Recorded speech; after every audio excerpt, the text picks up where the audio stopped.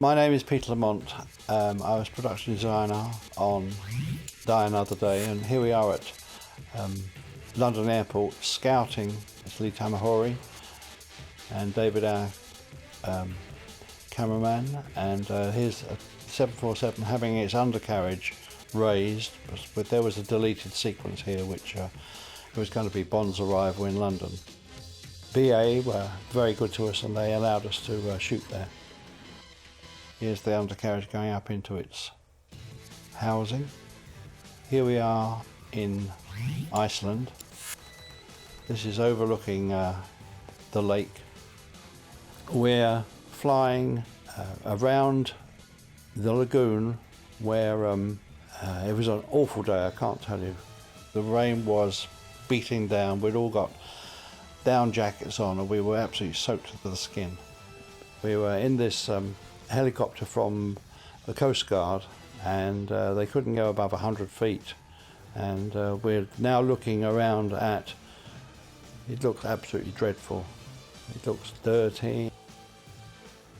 Here we are trying to land, and this was just before we were going to start to shoot the film, and all the icebergs were loose, there was no ice, and we were almost looking at a disaster.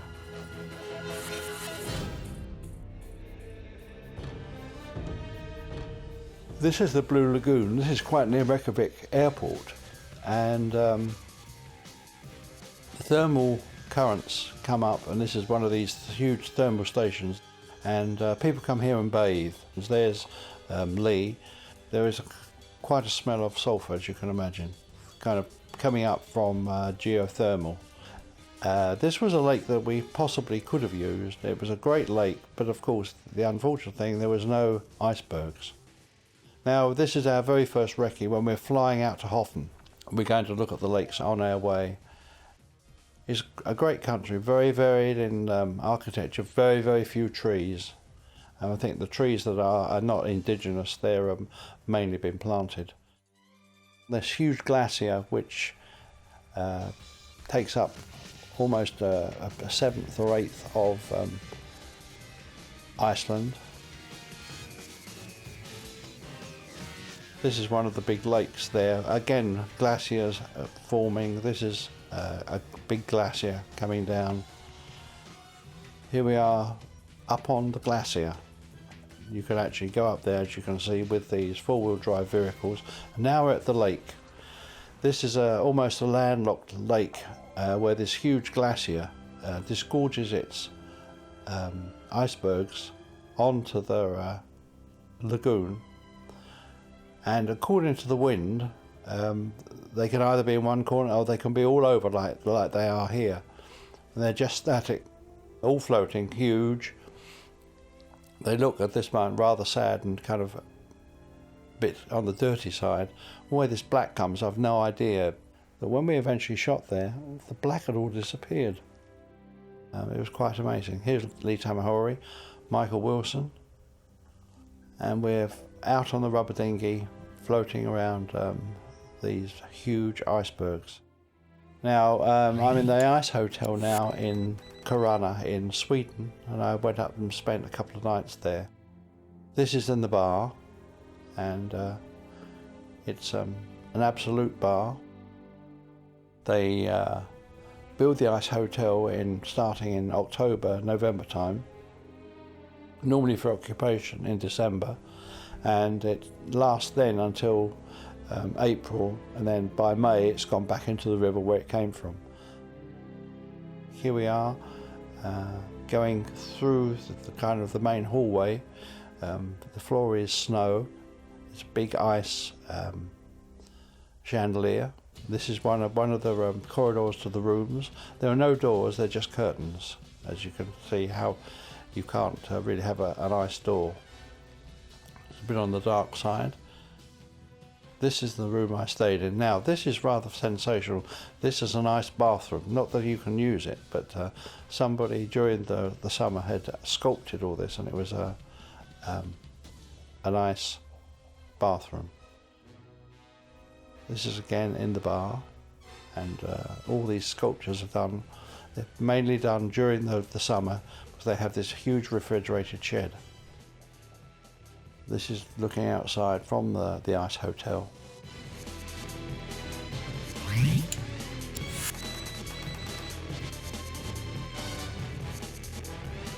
Here we are on the Spencer Glacier, having been to Iceland again, and we're looking at a disaster. We did some research and found the Spencer Glacier in near Anchorage. This is in the Fjords National Park. I'm on the back of Vic Armstrong's Ski-Doo. Unfortunately, later on he zoomed round a corner without telling me and I shot off. But anyway, here we are, and it's an amazing place. Now we're looking at the ice, and it was about 4 or 5 feet thick.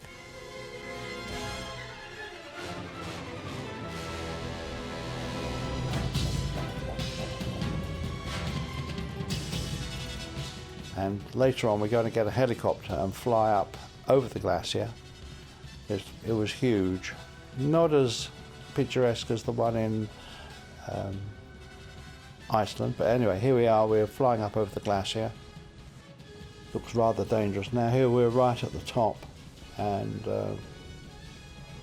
we're circling around sensational terrain here. When we got there in the morning, it was very foggy, but now the sun's come out, and here we are flying over.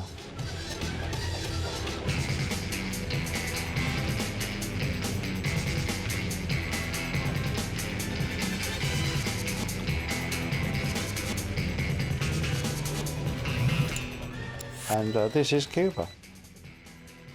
We're outside Havana on one of the big roads. We're going down to one of the big holiday spots, and we really wanted this bridge, and we were just having a nose around, and it was a great place to go.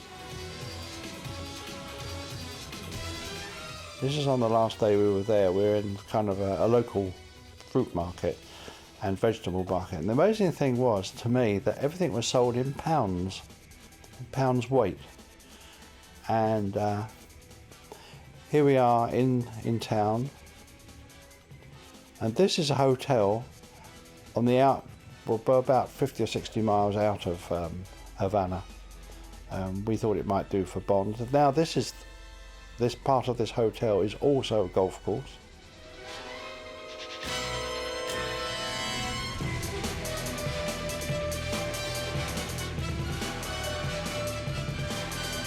It's an amazing country, and here we are back in Havana.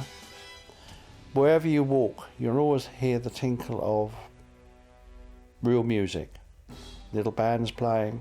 We never felt threatened. Police are very low profile, and although a lot of the buildings need restoration, a lot of money is being spent by overseas corporations, and this is the hotel we stay at. This is the Cuban hotel, the Nacional. Everybody spoke English, very polite, and we all thoroughly enjoyed ourselves. Now we're down in town. You have these funny little orange taxi things that goes through. These are just some of the streets in Havana. There's a little kind of side hotel, which was very attractive. And these are kind of typical streets. Coming back onto one of our streets, all very narrow, various stairways. This was a lady, you gave her a couple of bucks, and she had a big cigar, and you could photograph her. All these very colourful characters. We did go to a cigar factory, but unfortunately you can't photograph there. They don't allow it. This is one of the big churches. This is various architectural kind of bits of detail we went to. Here's Fidel Castro. His pictures are everywhere. This is Lee doing some his photography, I think, on this wire coming out the wall.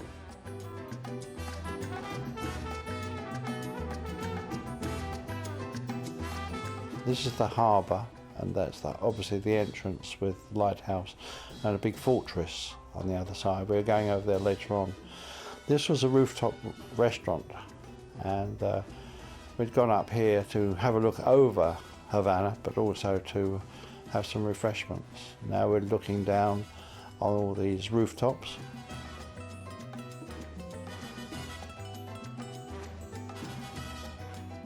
We're inside now. There's a little bar in a corner. There's Jane Wilson and Michael Wilson.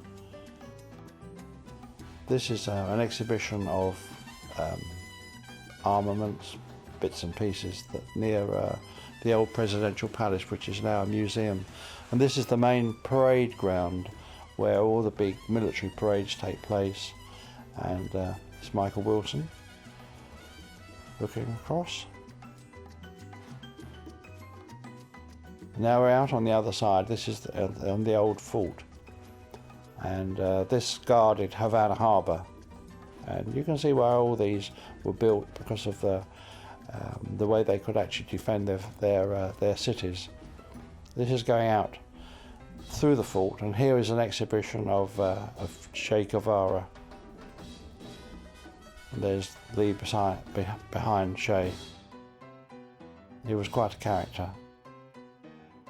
Now we're up on the fortress again, Miss Broccoli, and overlooking towards the cathedral in Havana itself. We're looking across the estuary which goes into the harbour. That's the harbour beyond.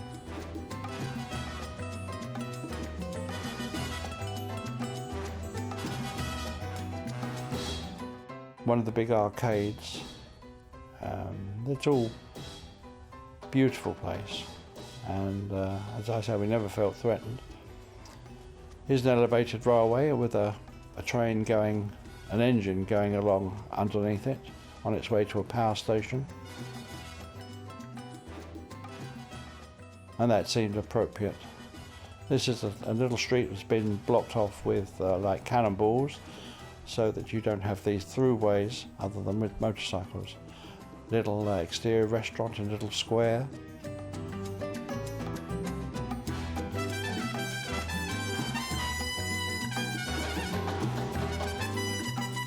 This is a local distillery, and I can remember this vividly because they gave us some flaming drink. It was absolutely wonderful. It was a very interesting trip. Not many people go to Havana. This was the old yacht club, which is not the yacht club anymore, unfortunately. It's now, there's a lot of students here. I think they're doing kind of media things, that type of thing. But we did go inside and have a look. It was rather a beautiful building, very ostentatious, and needed some TLC, but it was still polished floors and it was clean.